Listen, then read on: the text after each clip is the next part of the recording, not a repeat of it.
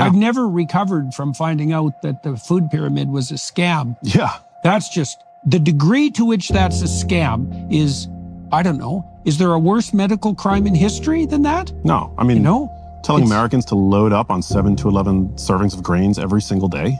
Yeah. The original USDA food pyramid from 1992 recommended 6 to 11 servings of grains, so he was close, with an emphasis on fiber-rich options like whole grains. Though I would be the first person to admit that that could have been communicated better. In 2005, the pyramid was updated to recommend 6 ounces of grains per day, with at least half of them being whole grains specifically. And again, that's a pretty reasonable recommendation since whole grain consumption is associated with lower risks of cardiovascular disease, type 2 diabetes, and certain cancers. The problem is that almost all Americans exceed the limits for refined grains and don't meet the recommendations for whole grains. So it's tough to blame the guidelines for ill health when almost nobody is actually following them. Yeah, and the unwarranted demonization of natural fat-containing foods, nutrient-dense foods like animal-source foods, which continue to be demonized.